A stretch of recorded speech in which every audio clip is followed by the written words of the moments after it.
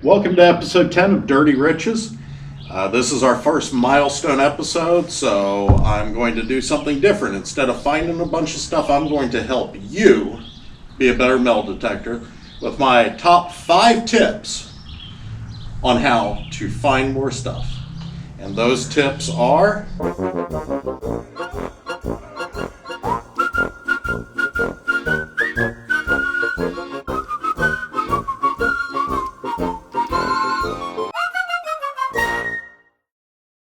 So, tip number 1, technique. Probably the most important. Your metal detector is not a golf club. You do not swing like a pendulum as you go. You do not run as you go. It is a low and slow motion. So, you're going to want to go right on top of the grass in a arc type fashion, and you want to overlap each pass slightly with your head. It should be about a 2.5 second swing between sides. If you do it like this, you are not going to miss anything in the path that you are following. When you find something of interest, you're going to want to go over it a few times. That will build more information for the processing unit. And then you are going to want to turn and go after it from a completely different angle.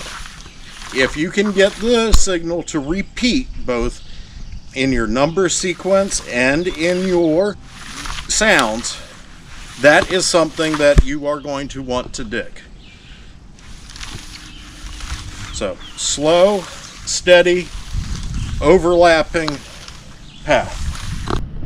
Tip number 2 is all about efficiency. The more targets you dig, the more chance you have of finding stuff.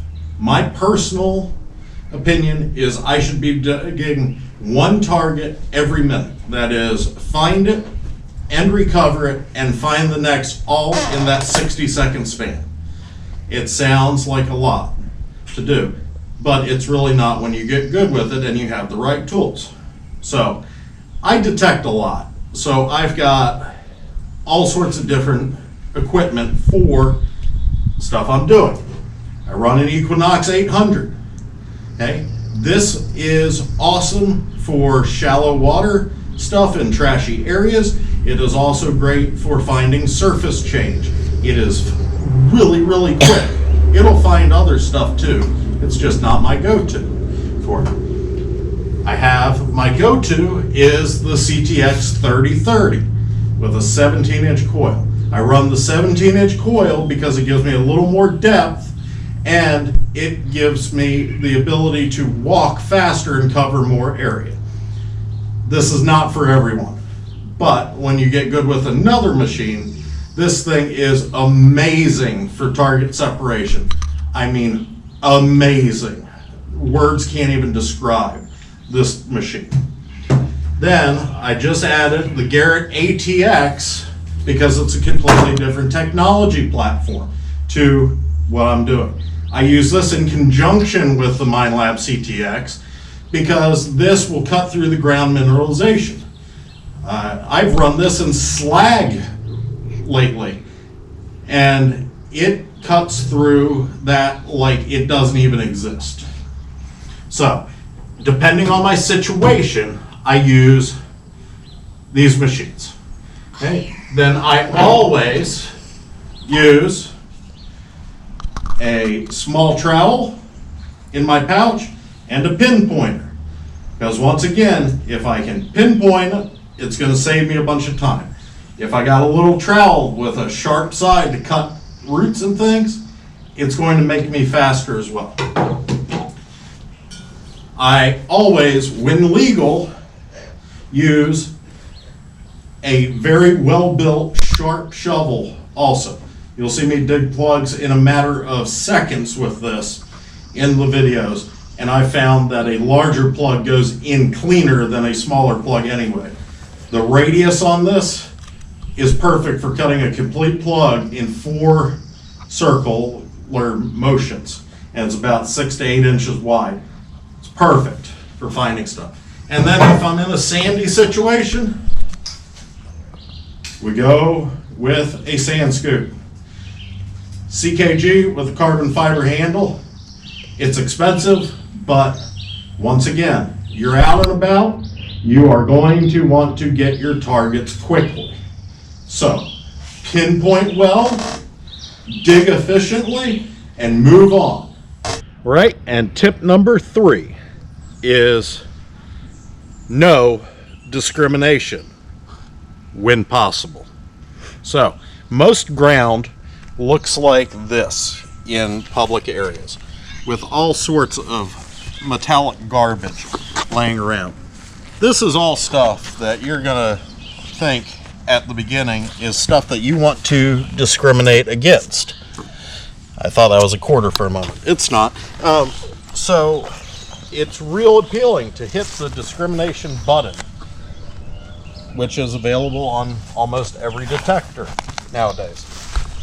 But it's going to also very much limit your ability to find anything. So I'm going to use the CTX 3030 to show you the screen. So this is a typical discrimination pattern that you would use on just about any machine in a trashy situation. So all of the stuff that's this light gray color is stuff that this program is blocking. But that's severely limiting your ability to find anything. On this machine, if I press this button, it takes off the discrimination. So let's listen to the difference with discrimination without in this trashy spot that I just showed you.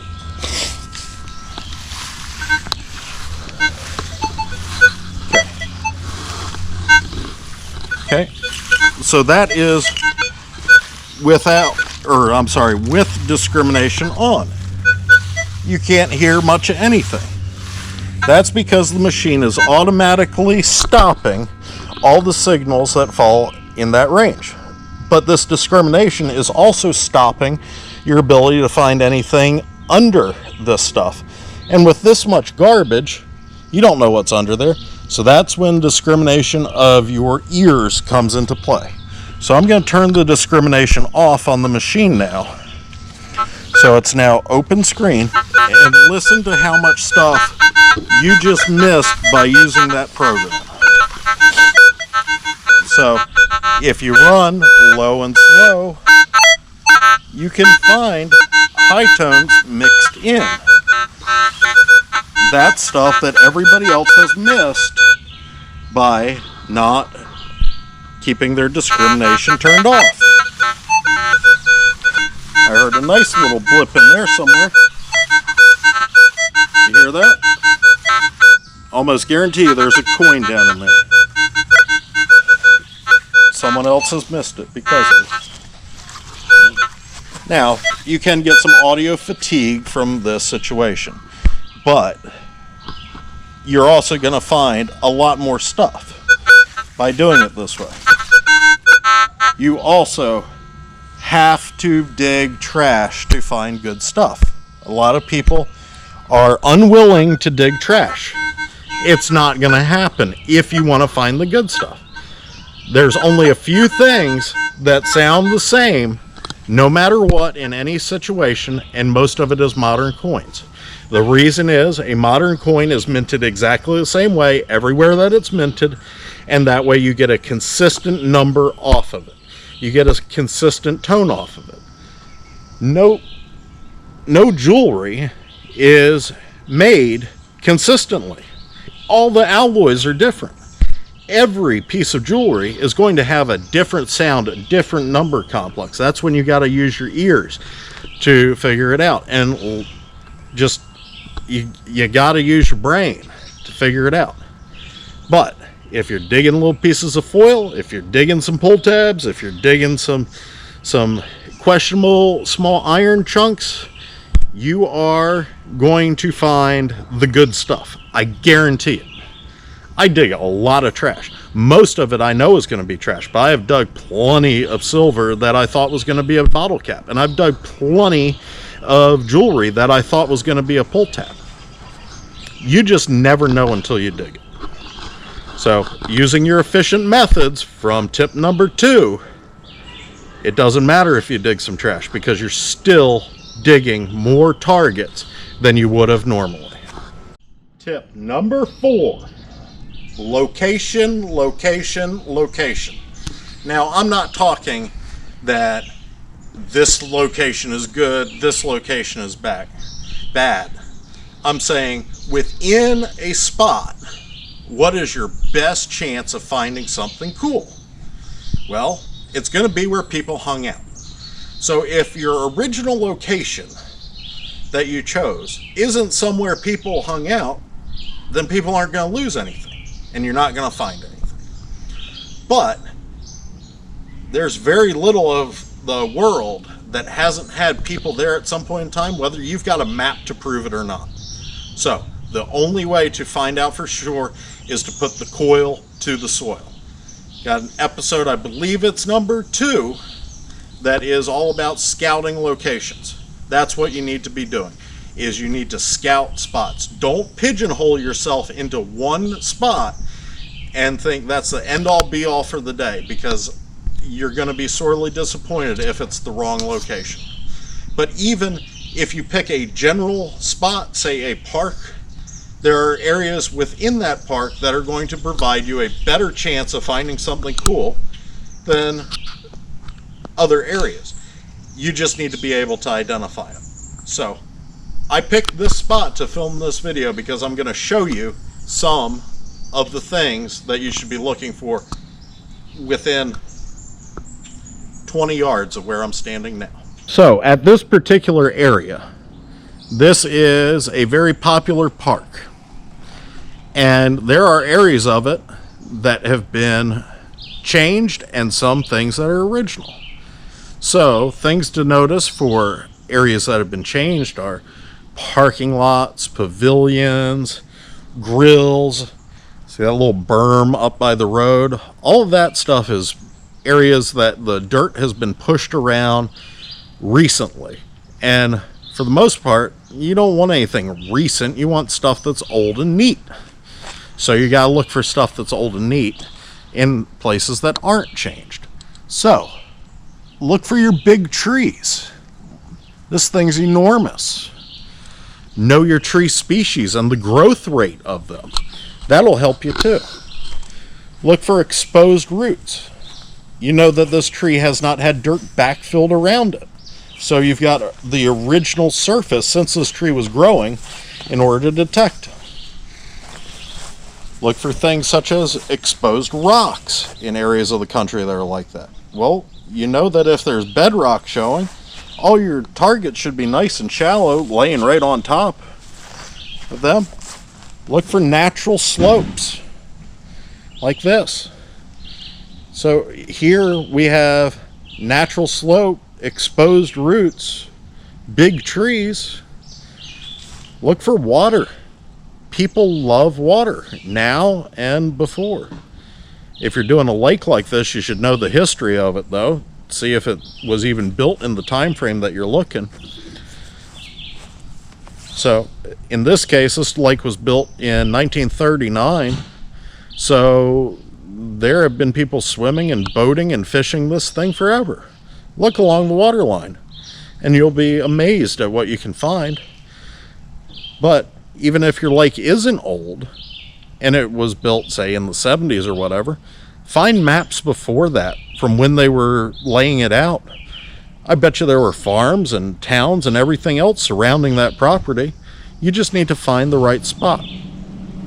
But don't get yourself stuck looking at one thing, because if you get to a spot and your ground is backfilled and everything's paved over or whatnot, it's just not going to be what you're looking for. So take those tips into consideration when you're picking. But ultimately, you're never going to find anything unless you put the coil to the ground and start looking. Some of my best spots have been places that I just followed this info and not a map of some sort. And my fifth and final tip for this video is it's all about attitude. You have to have a positive attitude when you're detecting. As soon as you slip into a bad attitude, finds are going to dry up. If they hadn't been dried up already because you were in a bad attitude. Look, I dug this trash this morning. At no point in this did I think to myself, I'm never going to find anything. You know what? You'll find out in an upcoming video. I found plenty. But some days it's all bottle caps and pull tabs. You just have to accept that. And if you keep that positive attitude every time you're out, I guarantee you, you're going to be successful. But you gotta always think this next signal is going to be something amazing. And it will be, given enough time. So hopefully you found my 5 tips useful and you have better luck using them next time you're out in the field. Thank you for watching. It's been 10 amazing episodes so far, and we will have plenty more to come. I really hope you the best of luck. Please subscribe.